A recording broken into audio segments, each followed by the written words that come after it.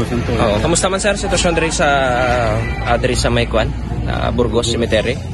Okay man, way man na di kuan na muna nisbungi, hindi na disling ng damo na kitang tao kay balo ka way na di lubong mo. Yang pamasyal dire ang nabili na lang gidla. Kaya bandi gina transfer mo sa ibang patio nga muka duwa-duwa grupo na sa ilo na nalay para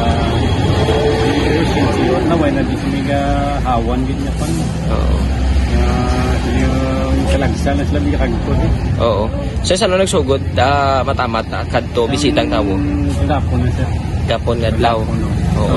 Sa agas ng gapon. Mga pilak bilog ng mga nagsinulod. Sa isa kadlaw, estimated ba? Mga sobrang mga 60 kabilog. 60 kabilog. So bali may mga ginapangugtasan naman dire sir, mga nagsinulod ang bi. Bali anong ginobra sa puso dire? Amo na sir nga palagyan kami di kay para secure ang bisita na kung manong matabo sila kundi ihawid ka mo. Kuanta yun respondiyan ta dayon. Te paano na kung damo-damo nagasinulod na sir mapalaginan niyo pa na sa gihapon? Hindi na mga bigbali mo mga ulo way na nga kay hindi na napili mapa. Oo. May mga policeman. Oo, may damo na di ban nga mga volunteer. Pero as of na wala pa.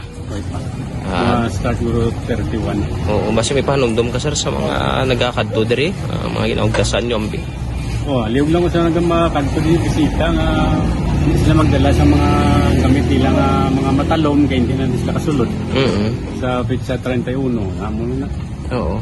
So bali sa pagtinlo sa subong pwede pa sila kapang dala sang ilang atikitikinanon sang mga pang sir kay bali sa 31 may mga pulis na order na nga ito ko ilimnon. Oo, pwede pa subong. Ngagaw. Oo, pero subong. Oo, mga ilimnon. Way naman alisin nila pantay na sa wayan na ginamon. Okay. Sige, pangalan ka na sir? Rinaldo Santoyo sir.